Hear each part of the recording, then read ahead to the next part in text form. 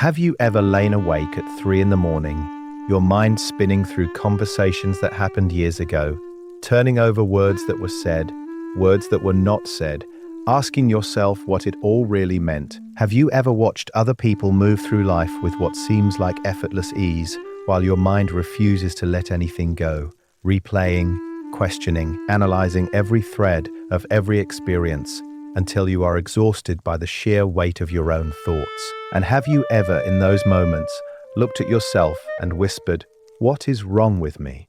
I want to tell you something today that may change the way you see yourself forever. There is nothing wrong with you.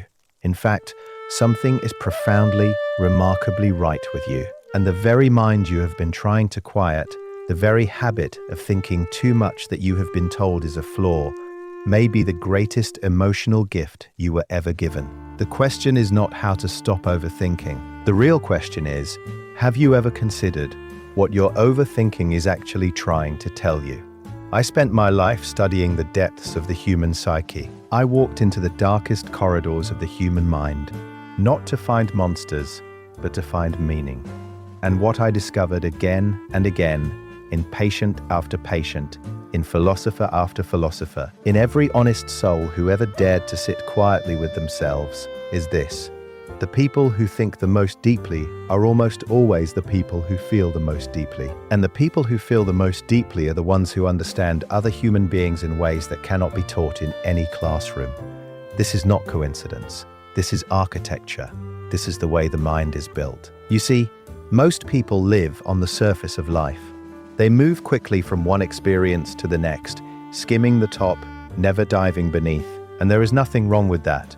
But then there are others, perhaps you are one of them, who cannot simply skim. Your mind reaches down, it grabs hold of an experience, and it turns it over and over, like a stone in a river, wearing away the rough edges, looking for what is underneath. You do not just experience life, you examine it, you interrogate it. You refuse to accept the first answer you are given. That is not a disorder. That is philosophy in its most natural human form. In my work, which I poured into books like Psychological Types and Memories, Dreams, Reflections, I wrote about a process I called individuation. It is the lifelong journey of becoming who you truly are, not who your parents wanted you to be, not who society shaped you to be, but the full, authentic, complicated, luminous person living at the center of your own soul. And here is what I found. Individuation is never achieved by those who never look inward. It belongs to the thinkers. It belongs to the questioners. It belongs to the people who cannot simply let things go, because something deep inside them knows that letting go without understanding is just another way of staying asleep. Overthinkers, you see, are people who are trying very hard to stay awake. Now I know what the world has told you. It has told you that you are too sensitive, that you take things too personally, that you need to relax, to stop worrying, to just let it go. And perhaps there are moments when all of that advice carries some truth. But consider what that constant engagement with your inner world has actually produced in you. Consider how well you can read a room.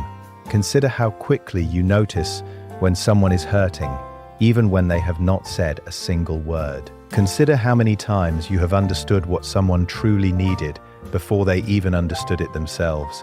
That is not overthinking as a flaw. That is emotional intelligence as a gift. And those two things were born from the same place. Emotional intelligence is not simply about being kind or being warm, though it includes both of those things. At its core, emotional intelligence is self-awareness, the ability to understand what you are feeling, why you are feeling it, and what those feelings are calling you toward. It is the ability to sit inside a difficult emotion without being destroyed by it. It is the ability to look at another human being and truly see them, not just the version of them they are performing for the world, but the real and tender person underneath. And all of that, every single dimension of emotional intelligence, is built through the practice of deep, sustained inner reflection, which is, of course, exactly what overthinkers do every single day of their lives. I wrote at length about something I called the shadow, the parts of ourselves we hide, the impulses we deny, the wounds we bury beneath layers of personality and performance. Most people never meet their shadow. They are too busy, too distracted, moving too fast. But the overthinker cannot avoid it. At 3 a.m, when the rest of the world is quiet and the mind will not stop, what comes up? The things you are ashamed of, the fears you have not named, the grief you have not finished, the anger you have not admitted. These are shadow materials, and while encountering them is uncomfortable, sometimes agonizing, the person who encounters them and wrestles with them honestly emerges from that struggle with something extraordinary. They emerge with self-knowledge, and self-knowledge is the beginning of every form of wisdom. The person who has never met their shadow is always at its mercy. They lash out without understanding why. They repeat the same patterns in relationship after relationship, wondering why nothing ever changes. They project their unacknowledged fears onto the people around them, and they call it judgment, call it intuition, call it common sense. But the overthinker, the person who has spent years in uncomfortable conversation with their own inner world, has a different kind of access. They begin to know themselves. And knowing yourself is the only thing that ever truly sets you free. Think about the people in your life whom you go to when you are in real pain. Not surface pain, real pain. The kind that sits in your chest at 2 a.m. Whom do you call? I would wager you do not call the person who has always had easy answers. You do not call the person who has glided through life without scars. You call the person who has clearly been somewhere dark and come back from it. You call the person whose eyes carry evidence of having thought about things that most people avoid. You call the overthinker because the overthinker is the one who will not flinch from your truth. The overthinker is the one who knows that pain is not an inconvenience to be explained away. It is a language to be listened to. That capacity to sit with pain, to tolerate ambiguity, to resist the urge to rush towards easy comfort, that is emotional maturity at its highest expression. And it is only available to the person who has practiced it first on themselves. Now, I want to speak to something that overthinkers often struggle with, and that is anxiety, because the two are deeply connected. The mind that thinks deeply also feels the weight of uncertainty more acutely. You are aware of how many things could go wrong. You are aware of the fragility of the things you love. You understand consequence and complexity in ways that others simply do not. And that understanding can sometimes feel like a cage. The anxiety is real. I do not want to minimize it, but I want to offer you a reframe. In my book, Modern Man in Search of a Soul, I explored the idea that neurosis, that inner restlessness, that persistent unease, is not simply an illness. It is often the soul's way of protesting a life that has not yet found its meaning. Anxiety, in many cases, is not evidence that something is broken in you.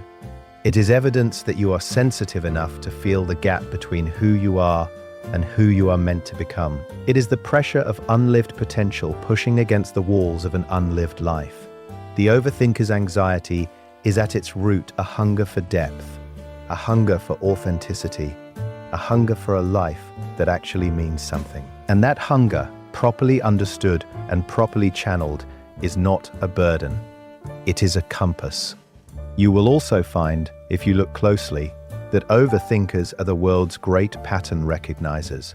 You notice the things that do not add up. You sense the tension in a room before a single word of conflict has been spoken. You remember not just what people said, but the way they said it, the moment their voice changed, the brief shadow that crossed their face before they composed themselves again.